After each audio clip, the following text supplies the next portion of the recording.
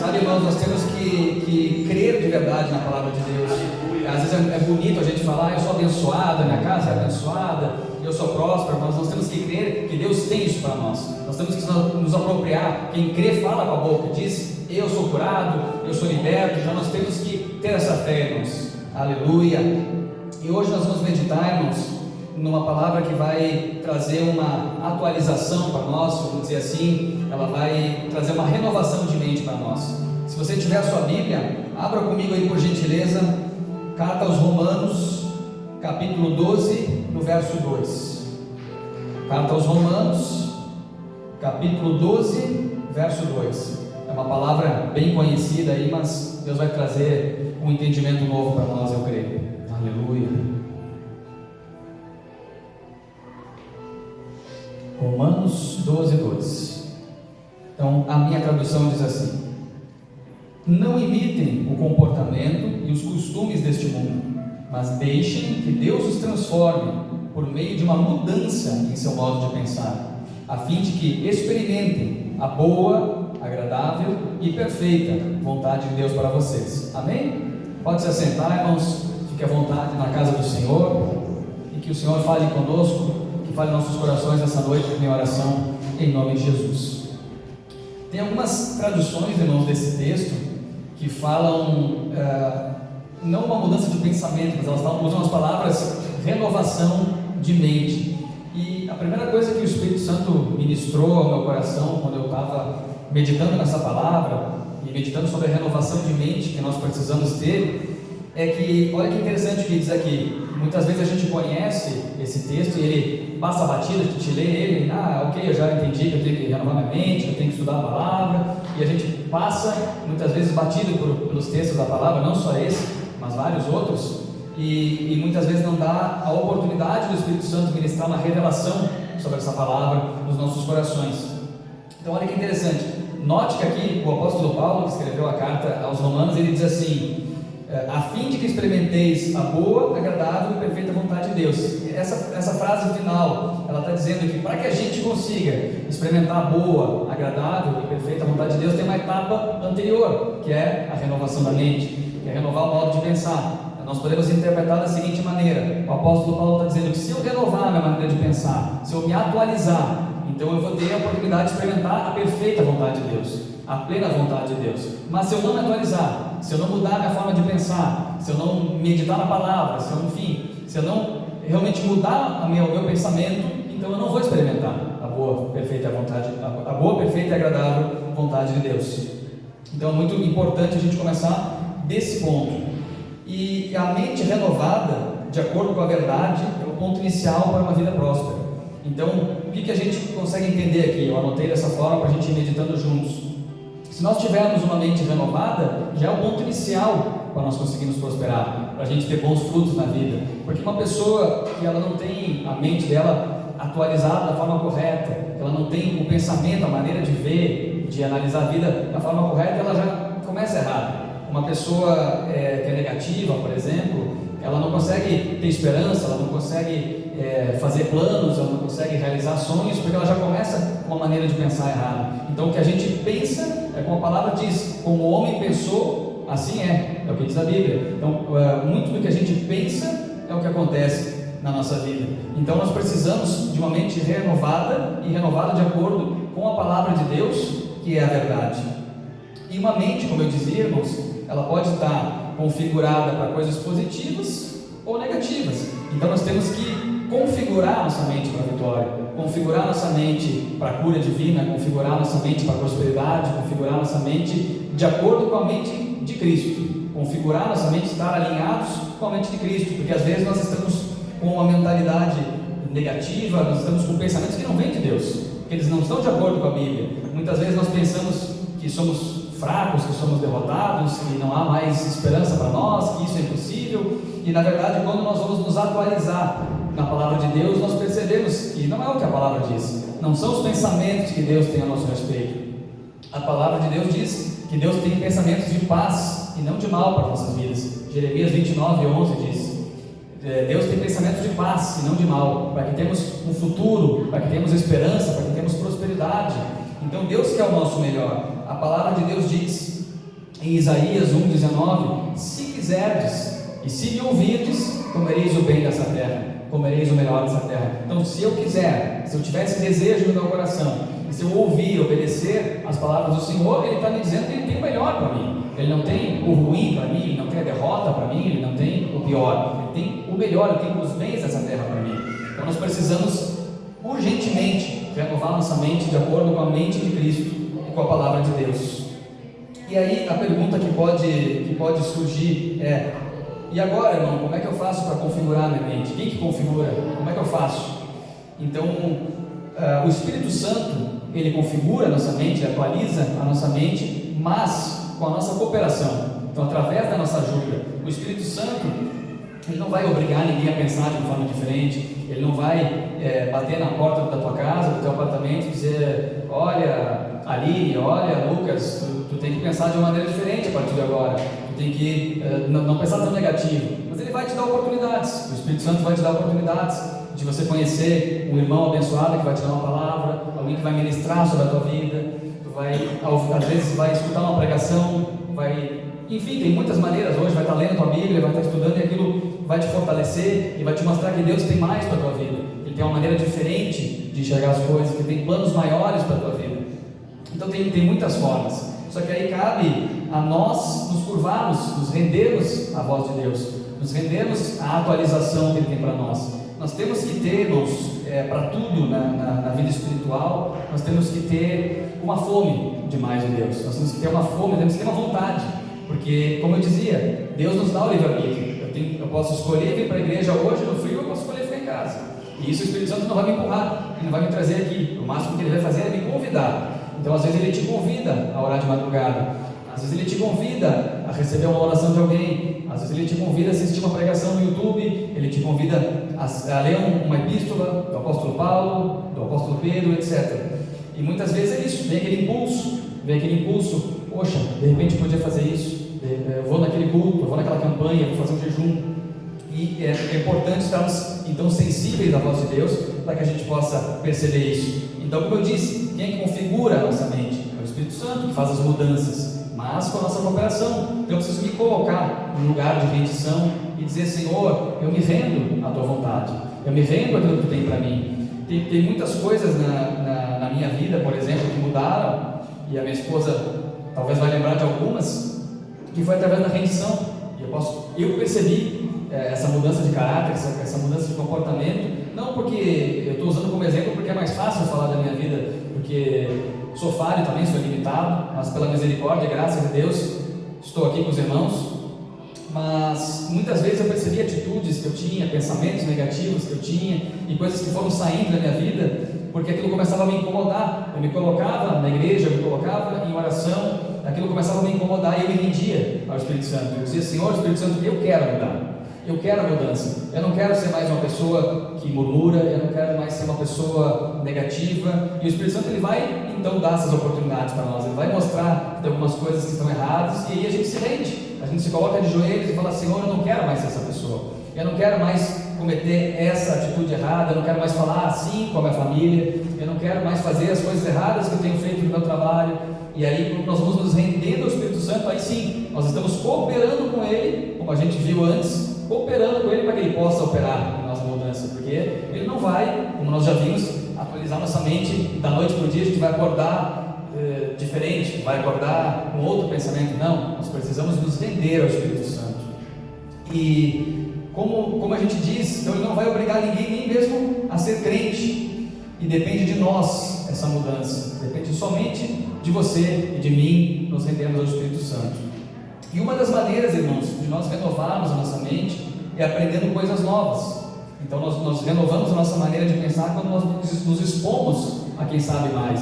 E isso tanto nós podemos renovar a nossa mente com pessoas que sabem mais de um campo fora do espiritual. Nós podemos aprender a fazer negócios e mudar o nosso pensamento sobre negócios com alguém que sabe mais do que eu de negócios, com alguém que sabe mais do que eu de investimentos, com alguém que sabe mais do que eu sobre o meu trabalho, sobre a minha profissão, e eu começo a pensar: poxa, essa função eu posso fazer diferente, porque eu aprendi com essa pessoa que tem um pensamento diferente, que tem uma atualização em relação ao meu pensamento, e agora então eu vou fazer diferente.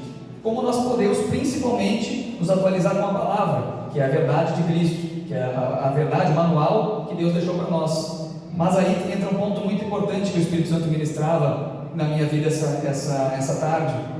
A palavra tem que ser estudada, mas ela tem que ser estudada com a revelação do Espírito Santo, porque senão ela vai ser conhecimento. Vai ser importante a gente fazer um curso de teologia, é importante nós lermos a Bíblia, fazermos as nossas anotações, termos conhecimento daquilo que a gente está falando, para não cometer uma heresia, para não falar alguma coisa que não está na palavra. Com certeza, irmãos, com certeza é importante, mas o poder da revelação, o poder da palavra, perdão, está na revelação. O grande poder, aquilo que faz a nossa vida mudar, está na revelação da palavra, está no Espírito Santo. Então a palavra lida sem o poder do Espírito Santo é conhecimento da Bíblia. Nós vemos muitas pessoas que conhecem a Bíblia do começo ao fim, mas a vida é uma derrota. Nós conhecemos muitas pessoas que conhecem a Bíblia do começo ao fim, mas têm uma visão distorcida, guardam costumes, fazem coisas erradas, interpretam às vezes até as Escrituras de uma maneira negativa, porque não adianta só o conhecimento. Como a palavra já diz, a letra mata, mas o Espírito vivifica. Então nós precisamos do Espírito Santo ao nosso lado quando nós estamos estudando as Escrituras, até como, por exemplo, para eu montar essa pregação, para o pastor trazer as palavras que ele traz aqui, o Espírito Santo é convidado por nós, para que a gente possa preparar essa palavra para você. É uma palavra que o Espírito Santo vai nos dirigindo, porque senão é só meramente um estudo da Bíblia. Nós não estamos aqui simplesmente para estudar a Bíblia, mas para transformar as nossas vidas, para transformar nossa mente, para sermos curados, para sermos libertos e para darmos frutos para Jesus, para ganharmos almas, para libertarmos pessoas, curarmos enfermos e tudo aquilo que o Senhor tem colocado na sua palavra, que Ele deseja de nós. Então, guarde isso, irmãos.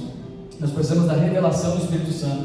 Enquanto eu escrevia esse esboço da pregação, eu me lembrava de que existem tantas igrejas. Eu já fui em algumas outras denominações e eu não estou falando mal delas, já fiz parte de outra denominação também, onde eu aprendi muitas coisas, mas algo que me chama a atenção é que tem igrejas que têm um discurso muito bonito, é uma palavra eloquente, tem teatros bonitos, tem toda uma estrutura, mas não muda a vida de ninguém. Aí às vezes você vai lá e assiste, poxa, que discurso bonito, que eloquência, que voz bonita daquele pregador, mas eu saio igual. Muitas vezes você sai igual, você sai sem transformação, você sai sem ser curado, você sai sem sua fé ser edificada, porque faltou o principal, faltou a revelação e o poder do Espírito Santo para mudar a nossa vida. Olha só o que diz lá no Evangelho de Mateus, capítulo 13, versos 11 e 13. Mateus 13, versos 11 e 13. Diz assim, então: ele respondeu: a vocês é permitido entender os segredos do reino dos céus, mas a outros não. É por isso, no 13, é por isso que uso parábolas. Eles olham, mas não veem, escutam, mas não ouvem, nem entendem. Então aqui Jesus estava falando com os discípulos a respeito de parábolas, porque os discípulos perguntaram para ele: mestre, por que o Senhor está sempre falando com essas parábolas, sempre contando uma história do semeador, uma história das aves? Por que dessa forma? E aí Jesus explicou que tem pessoas que estavam ali, tinham pessoas que estavam ali naquelas multidões que acompanhavam eles, que ouviam, mas não entendiam.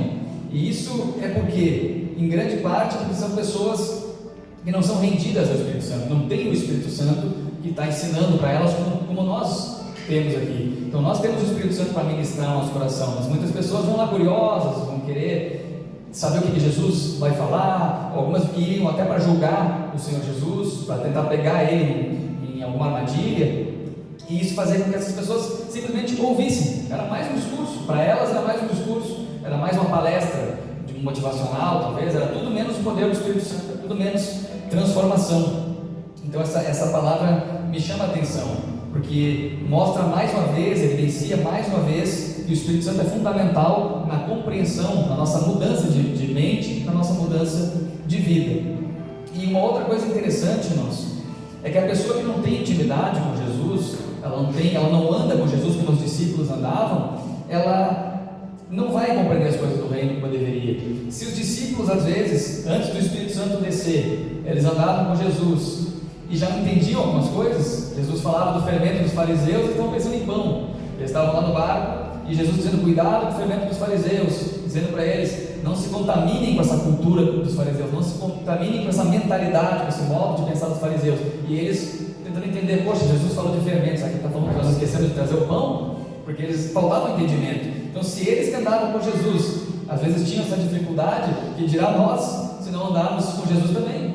E muitas vezes, o que é andar com Jesus? O que é ter uma intimidade com Jesus? É ter uma vida de oração, é ter uma vida de leitura da palavra, é ter uma vida conectada com as coisas do Senhor.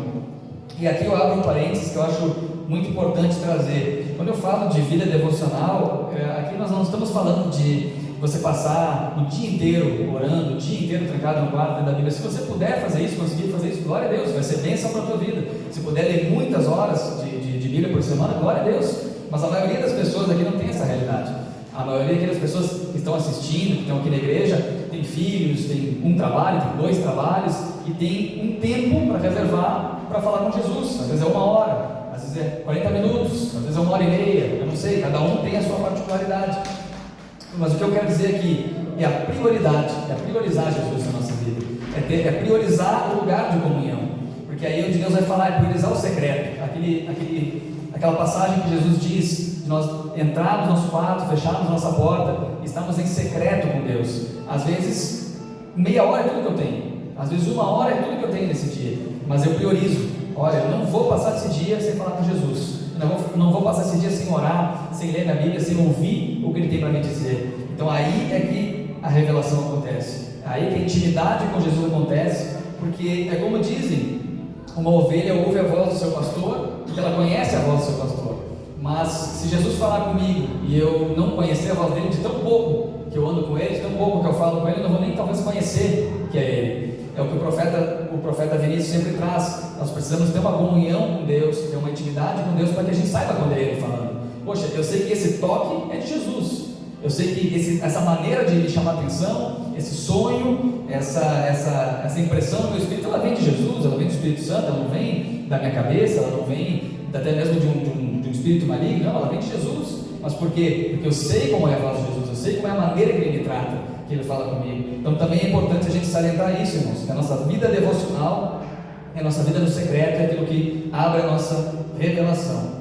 Lá em Mateus capítulo 16, dos versos 13 ao 17, Jesus vai falar mais uma vez sobre a revelação que nós precisamos ter. Mateus 16, do 13 ao 17. Diz assim então: quando Jesus chegou à região de Cesareia de Filipe, perguntou a seus discípulos: quem as pessoas dizem que o Filho do Homem é? E eles responderam: alguns dizem que o Senhor é João Batista, outros que é Elias, e outros ainda que é Jeremias ou um dos profetas. E vocês? Perguntou ele: quem vocês dizem que eu sou? Simão Pedro respondeu: o Senhor é o Cristo, o Filho do Deus vivo. E Jesus disse: que grande privilégio você teve, Simão, filho de João. Foi meu Pai no céu que lhe revelou isso. Nenhum ser humano saberia por si. Então olha que interessante, o apóstolo Pedro aqui, quando Jesus perguntava: quem que eles dizem que eu sou? Aí uns diziam os profetas, é João Batista ressuscitado e tal. E quando Pedro falou: tu és o Cristo, o Senhor é o Cristo, o Filho de Deus. Aí Jesus disse para ele: tu só sabe isso porque o Espírito Santo te revelou, porque meu Pai te revelou. Então olha que interessante, tem muitas coisas que nós vamos saber se nós nos rendermos ao lugar de comunhão, nos rendermos a ouvir a voz de Deus, para que Ele possa nos revelar, como revelou para o apóstolo Pedro. E uma mentalidade, irmãos, ela determina praticamente todos os limites que nós teremos na vida. Essa é uma chave para nós guardarmos nosso coração. Tem o propósito de Deus? Tem o propósito de Deus. Tem o tempo de Deus? Sim, existe o tempo de Deus. Mas a nossa mentalidade, a nossa maneira de pensar, ela vai limitar praticamente todas as coisas. Eu vou dar um exemplo para os irmãos. Se, por exemplo, eu creio que eu não mereço prosperar, eu provavelmente não vou prosperar, porque eu não creio na prosperidade. Se eu, por exemplo, eu entendo que eu não mereço ser curado, eu sou uma pessoa que erra, eu sou uma pessoa que às vezes falha, que às vezes falta o culto, aí eu não vou ser curado, porque eu estou tendo uma mentalidade errada, e aí a minha mentalidade atrapalha a minha fé. Você entende? Quem entende? A minha mentalidade negativa, a minha mentalidade religiosa, ela atrapalha que a minha fé flua. Então, isso é uma coisa muito importante, nós cuidarmos da nossa mentalidade, como que nós pensamos, aonde que nós bebemos, que fonte que nós bebemos, que tipo de homens e mulheres de Deus, né, vamos dizer assim, entre aspas, porque nem todos são, nós estamos seguindo, para que a gente tenha a mentalidade sadia, a mentalidade correta, a mentalidade da fé. Se nós falarmos, por exemplo, para terminar aqui, de religiosidade, a religiosidade é um problema, porque a religiosidade é isso, a religiosidade é aquilo, mas de onde é que vem a religiosidade? Ela vem de uma maneira de pensar, ela vem de uma mentalidade errada também. Então, às vezes a pessoa interpretou as escrituras de uma forma errada, às vezes a pessoa foi ensinada de uma forma errada, e ela criou uma mentalidade de que ela não merece ser abençoada, ela criou uma mentalidade de que Deus castiga, que Deus coloca enfermidade se você comete um erro, se você comete um deslize, que Ele não quer mais falar contigo, que Ele vira as costas para ti e não quer mais saber, que você não é digno nem de vir na igreja, sentar no banco da igreja, porque Ele está com raiva. E isso faz o quê? Isso impede essa pessoa que está com essa mentalidade de receber de Deus, porque às vezes Deus está aqui de braços abertos, te esperando para vir no culto, te esperando para falar contigo, mesmo sabendo dos teus pecados, mas o teu coração te condena, o teu coração religioso, o teu coração, a tua mente que está com um entendimento corrompido, ela não permite o fluir do Espírito Santo, ela não permite que nós desfrutemos de algumas coisas. Então essa é a mensagem que eu queria deixar para os irmãos. Nós temos acesso ao Pai através de uma mentalidade renovada e uma mentalidade baseada na palavra de Deus. Então, cuidado com a religiosidade, cuidado com o engano e renda-se à presença do Espírito Santo para que Ele fale mais ao teu coração. Amém? Quem recebe essa palavra?